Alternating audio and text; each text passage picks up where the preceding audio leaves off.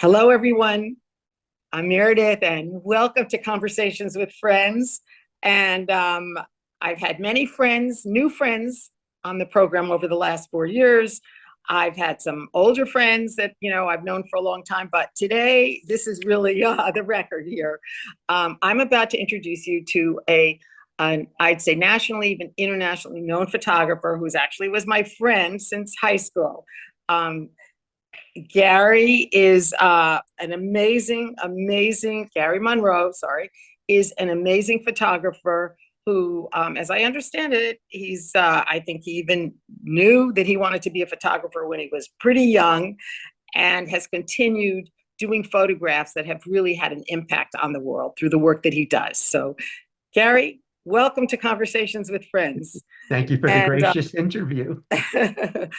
and we go back to high school, but some years later, and we were both pretty young then. We were like, what, in our early 20s, Gary, right? That's right. When you came on the program, I was doing a live show at WLRN, and you were actually taking photographs of South Beach. And you came on our live show then. So we go back then in terms of the work. Now, the work that was being done there is so significant because it's not the South Beach that people know today, is it? It's not the glitz and the restaurants and the people coming to the beaches, and it's not that South Beach at all, is it? No So rollerbladers. yeah, right. It was quite different, and you recognized something then that has really had an impact because no one else has done what you had done. So tell us about it and why you chose to go to South Beach and film what you did, Well, I photograph. went home to South Beach after graduate school. Yeah. Growing up there, of course, we were immersed in a very rarefied Jewish culture. South Beach had been the last refuge, the last resort for old world Jewry, whose whose families came here to escape the pogroms, to escape Nazi Germany, went through Ellis Island, settled usually in New York or the Northeast, and they made South Beach theirs in their retirement years. So, as you well know, in the 1960s, South Beach was sort of little interest to any of us because everybody was very old and living a very distinct kind of communal lifestyle. Um, but when I was away at grad school, having an MFA, it hit home how precious and what a legacy we lived amongst. And I decided to come back and spend a decade living in South Beach and photographing that world, that vanishing world. And it did vanish. It would have vanished completely if it really weren't for you and another photographer that was involved who passed away. And when we're going to see some of these photos. I'm remembering those days when it was just really, I had no idea who these people were at the time, really. Yeah, I didn't know they were Holocaust survivors. We used to go there to get interviews with people, older people, we call them, old people. We wanted to know what they had to think, what right. they were thinking about. And what I remember, Gary, and we're going to show them in a few minutes after we chat a little bit, what I remember was they were enjoying themselves, what they went through, the suffering that they endured. They probably all lost family and friends during the Holocaust, and yet there was a sense of community there with these people on the beach, and it was Yeah. poor then. I mean, it wasn't beautiful South Beach like now. I mean, the buildings were dilapidated, right, and in pretty Same, bad shape, same, but same buildings. Yeah, in they need were of a happy, paint weren't job. Yeah. they? Right, right, yeah. But you're right. It was very communal, and these people endured a lot, more than we can imagine, likely. And they did find camaraderie and had a very strong social sense. Mhm. South Beach, the Art Deco hotels are generally three stories high, and the Yeah. apartments that go from Ocean Drive or Washington Avenue to Bay Road are squat. They're two-story apartment houses. So everything was small scale. Everything was in walking distance. But you're quite right. They had a very strong social sense about themselves. They really enjoyed their lives. They were, I just see in the photographs, they were starting their mornings with sunrise swims. There were dances up and down Ocean Drive at Pier Park on First Street, at Tension Auditorium, at the 21st Street Community Center. So 5 nights a week they can socialize there. There were the old school cafeterias, Dubrow's, Hoffman's, etc. So, but so it was and there were temples throughout South Beach, and I think one of the photographs shows a makeshift synagogue or shul. Um, the hotels after their glory days of the 50s, the Rat Pack and the Fountainwood and Eaton Rock, the hotels in South Beach no longer had need for their card rooms and social halls, so they were often converted into shuls, makeshift shuls, where men and women could pray every morning and over the weekends, of course, for the Shabbos. So it was just a wonderful, vibrant place. But as you're pointing out, nobody really paid attention to it. Um, yeah, I think there were a politician called it a gerontological ghetto, and it's been referred to as a God's waiting room. But I just found it to be remarkably rich and significant, and I wanted to spend my time there, which was kind of odd for a 24-year-old, but it was a very rich experience. And we're going to get a bit of that experience right now. We're going to take them to South Beach, take you all out there to South Beach, not the South Beach that you know these days, is it? Nothing like it. No, The yeah. And polar opposite.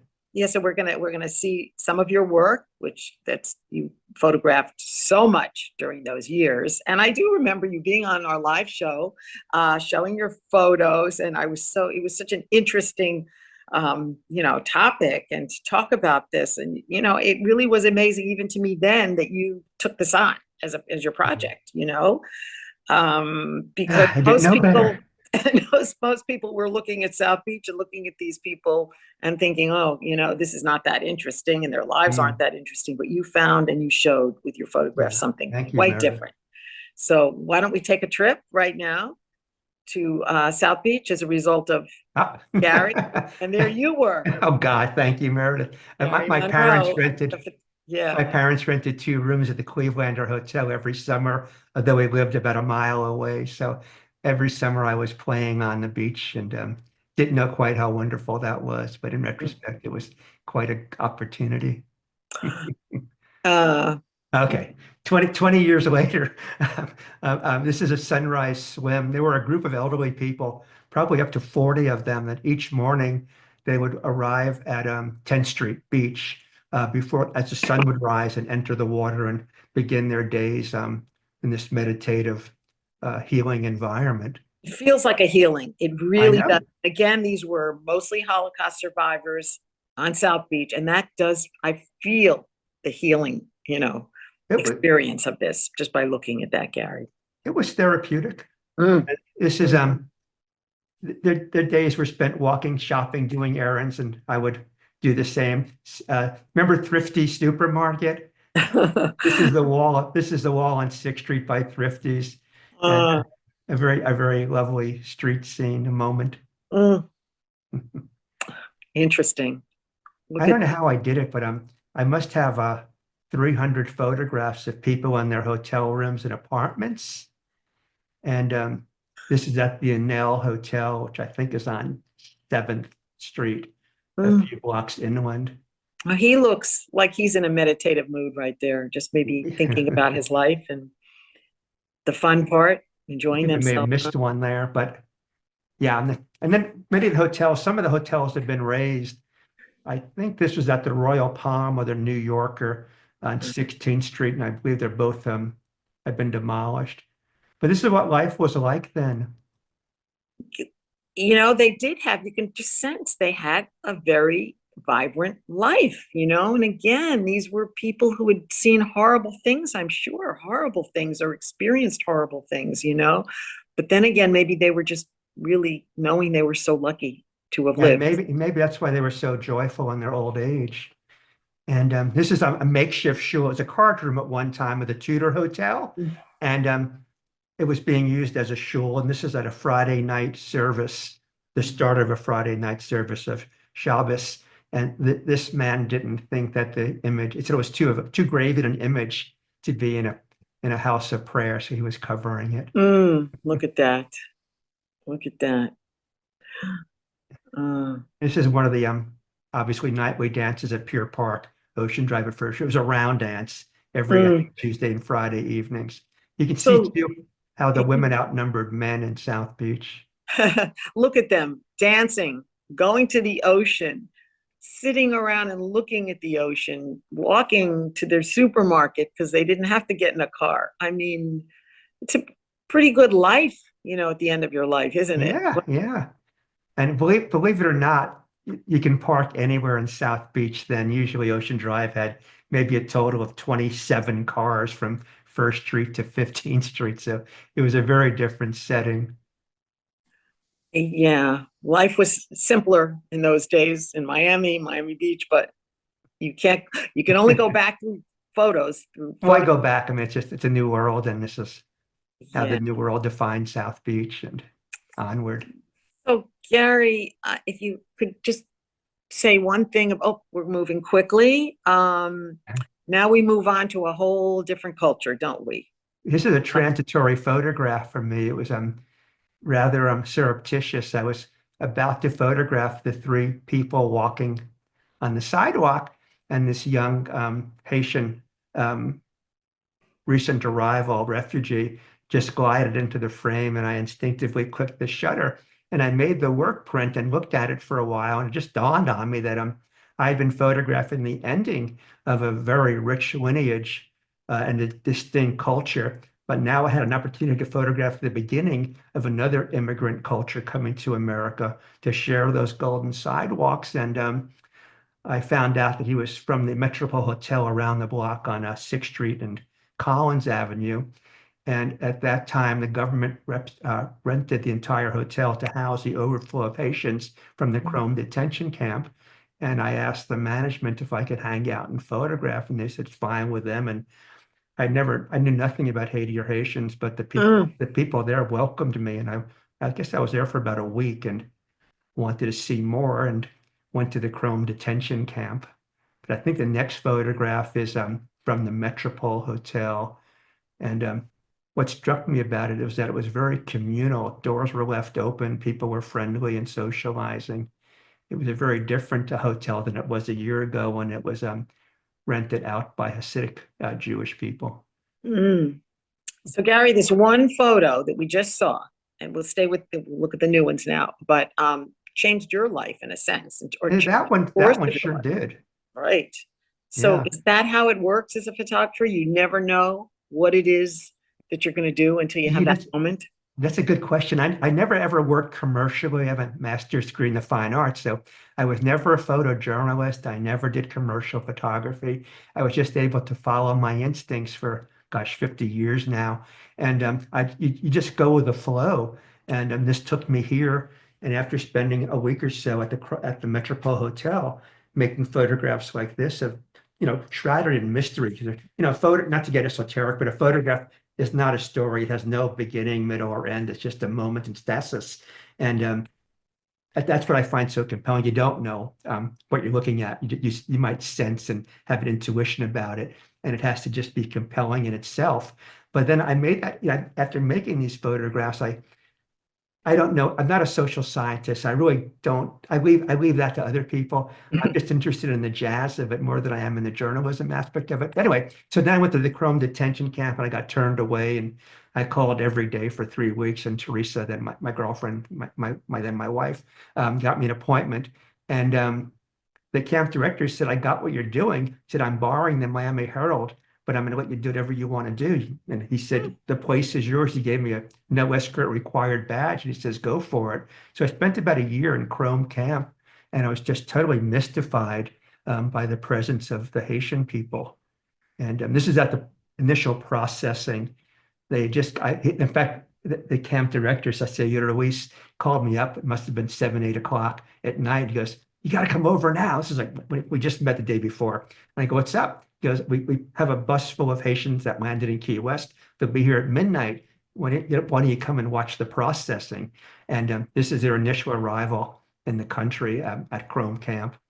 Then I spent a lot of time throughout the camp. This is at the women's section of Chrome Camp. I get the feeling these people, I think like all immigrants, right, are in a way, very scared maybe, but happy to be I able to. don't think they were necessarily scared. No. Happy. I don't know. Happy to be in America, to Well, be in yeah, yes, right? no doubt, because it was an arduous trip to get here. Oh, But there's a certain elan about the Haitian, their spirit. And again, I know nothing about it until I spend time in Haiti. But they're just a very dignified, cultured people. And this is their first steps into life in America. And then I wandered after about a year in in Chrome Camp. I wandered into Little Haiti, where this mm, picture was taken, the mother and baby in their apartment. And again, I knew nothing about Haiti. I just had this wonderful introduction through the grace of these people. I was invited to weddings and welcomed into homes. And this time, nobody went to Little Haiti. It wasn't on anybody's radar. It was still shunned upon. You might recall that in the early 80s, Haitians were blamed for bringing AIDS to America, an unfounded claim, of course, but they weren't mhm. very popular. And they were sort of shunned, but I just found them wonderful and experience. Then I do a lot of work all over Miami. This was when Metro Mover was new, and this is going through obviously downtown Miami. That was exciting in those days, you Yeah, know, right. I to have a remember. metro Yeah, mover. Right, right. entering the new world. Gary, I love your attitude, about about your work. I mean, just the fact that you just let it happen. It's not like you're thinking too much about what you're going to do, or you Not to just sort kiss. of go with the flow. Is that your Yeah, philosophy of life? thinking about it's a kiss of death with this kind of work. You just have to have a very quick index finger and bright eyes, and the Mm, rest of it just sort of happens for you. And you hope that you're present in the moment and part of the flow. This is a recent photograph. Recent for me is like 7 or 8 years ago, in a rooftop hotel. Something that was unimaginable 40, 50, 60 years ago when we were starting out mm. as we were cell phones. Then I Oh, here we go. in We're in another 83, screen in right 83, now. yeah, I went to Haiti in 83. Duvalier was still reigning supreme, and it was a very strange environment because it was complete control. We get the people just had this presence about themselves. And my second day in Haiti, I knew nothing. I read one book and it was the wrong book to read, Graham Greene's The Comedians. And I read other books, of course, as I got more involved with Haiti. But I wound up by chance in a very remote mountain village. And we arrived there. I was invited by some a missionary group to join them. There's 5 or 7 of them, and they met me. We met in the airport and said, "Come with us." So I did, and I woke up at 6 in the morning, and I went outside of my hut, and I walked down this magical path, just shrouded in mist, and and then Uh, a lot of work in Port-au-Prince, which is just a frenetic city, and I just love the anonymity of being in downtown, just cast amongst seas of people and getting lost and mm. seeing what happens. You're an adventurer, aren't you? I mean, Man, you don't worry about, oh, good look at Jewish that. boy good Jewish boy from Miami Beach. How adventurous can I be? Who knew, right? Who Who knew? knew? Yeah. And then I was staying in a village, and again, I get up very early and probably out about 6:30, 7 at the latest. And it was a very dull morning. And I just walked through some thickets. And this woman is there balancing an axe on her head. And you just can't Mm. make this stuff up. And that's what I love about camera work. And imagination's the kiss of death. It happens there for you. So you're just open. You're The open world, and you to experience it's and you let the world's a dramatic that. place. This is at a I want to say a voodoo ceremony, but it's not quite a voodoo ceremony called Sodo waterfall. And these beautiful, massive water flows. In the early 1900s, the Virgin Mary was seen amongst palm trees, and every subsequent year there's a pilgrimage to Sodo. And this is one of the photographs from my few days there.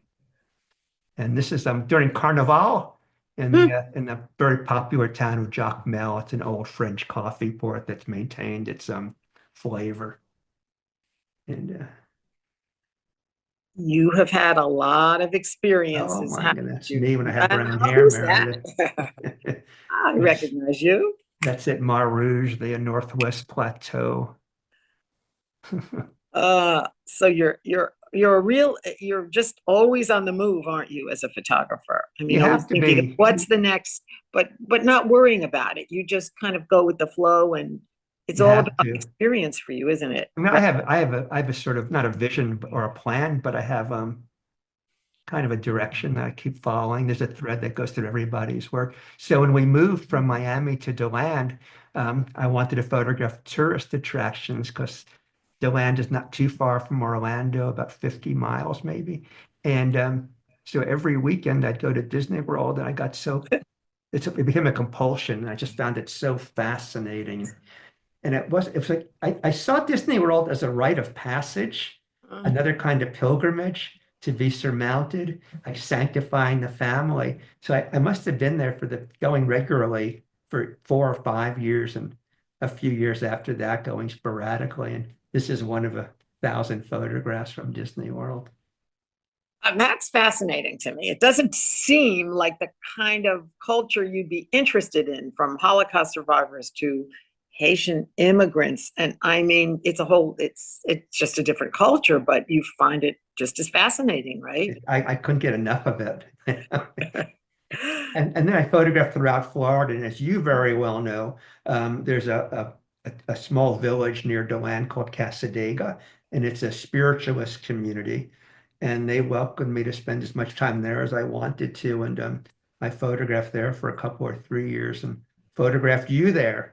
Yeah, I'm gonna show it in 1 second, but I just want to say something about it. Okay. You called me up at the time. We weren't texting, we didn't have text, we didn't have email.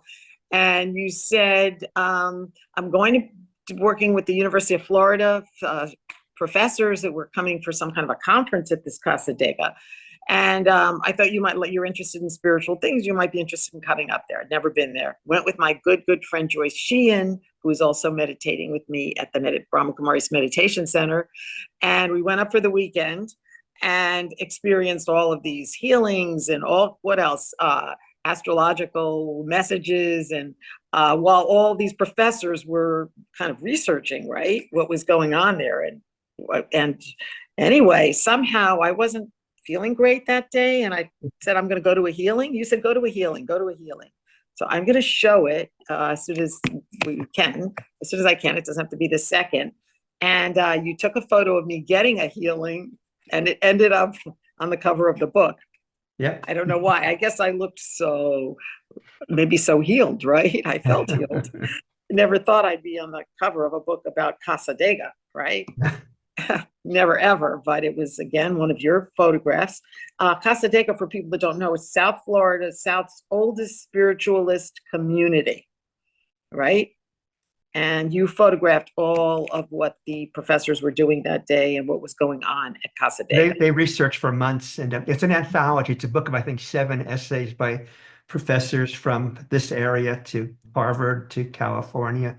And I simply supplied the photographs. But I thought that when I was making the photographs, although the photographs were interesting, Casadega was not shunned, but many people didn't quite get it and Mhm. criticized it, et cetera, because they knew nothing about it. So I thought that to help the cause, I would organize writers to contribute to the anthology and offer a sober look at the place, and that's what the book is about. Mm. But I'm glad you graced the book cover. Yeah, I don't know if they saw it. I'm going to raise it. I don't think they saw it. I'm going to hold up the book Oh, when we're back on. So okay. yeah, and here, And as you pointed out, I didn't stop uh, with Haiti, or I traveled the state, but then I started traveling around the world, and this is about 2000 in Havana, mm, Cuba. mm. So you're always on the move, aren't you? One tries. So, oh, now we're going far away from Miami, right? Yeah, about 30 years ago now. This is in Poland. I traveled around Poland for Mhm. about a month, Mm. and this was Jerusalem 3000. It was a project by the consulate in Miami, well, the embassy, I guess, internationally. But they asked me to go to Jerusalem and spend 10 days or 2 weeks photographing around Jerusalem, which I was happy to do. And this is a more recent photograph of in St. Petersburg, Russia, Mm. and it goes on and on and on. And I think you have some new projects now. You were Yeah, talking about, working right? back in Miami. Well, so you're coming and you don't live here. Did you mention? I'm not sure if you mentioned that you now live in I DeLand live in and you've been DeLand, yeah. a professor, right? I'm Photography retired, yeah. professor for Um, many years. So what is your message to your students, or what has been your message to oh photography God, just students? What do you tell them? what do you tell them? Work and your questions will be answered. Your ideas will come to you. Mm, yeah, well, a lot of people, they start out and they think it's just going to be fun and they're going to have a good time, but it's much deeper than that, isn't it? It's hard labor. I mean, the rewards are intrinsic, Yeah. never external. And Mm, any artist, I think, is working with their own muses to satisfy their own intuitions. And yeah. And this is different than people out there shooting all kinds of pictures today. This is an art form. And, it really is being a photographer like you yeah, have been all these years. thank you. It's different. And maybe that's a message that you can give the students. You really have to have dedication and a sense, right, of what's important to film or to You're like photograph. a virus, it gets in your It's true. system and it's all over for you. But You're hooked, huh? You're it's still like hooked, Gary. I think we're just about at, oh, I want to show the Casa Dega just because I'm so, I don't want to say there she proud of is. being, but excited to be able to show it. You haven't I don't know changed a if you can see bit. it. Oh yeah, it was exciting to be on the cover of a book. What was I going to say? I did go to one of the, can they see it? I don't know. Um, one of the you got readings, you got a reading, and I had a reading from somebody, a couple of them, and they said that they visualized me being somewhere in the mountains, which I actually had been years before that, before I came back to Miami, and they saw me there. So I've been waiting all these years to end up back in the mountains again, in the woods, something like that. Just, I see you there, I see you there, but no, my life is in South Florida, back in South Florida, a little girl and my husband, and I keep thinking about that every once in a while. You never know when your life is going to change or turn, but for now, I'm here, South Florida, to stay. Hmm. Gary, this has just been. I think we got everything right. We got everything in. We were concerned that we might not, but it's almost time to say goodbye. I really appreciate you taking the time and to really kind of show the life that you've led through being a photographer, and I just get the feeling that what you have done is, would you say it's kind of like just following your bliss, I think it's fair to say. happiness and Yeah. Well, I think the world of you and I have since high school days, and it's my pleasure to spend time together. And thank you. it's a pleasure to get to see you. It's been a while. We do get to see each other every once in a while. So this has really been a thrill for me to have you, Gary Monroe, photographer, Beach High graduate, right? Right. The photographer of all of these photos, especially of the South Beach, and the Haitian, the culture and what went on. Because if it weren't for people like you, we wouldn't know about this. We might see a picture here and there. I mean, yours is a body of work, which is totally different.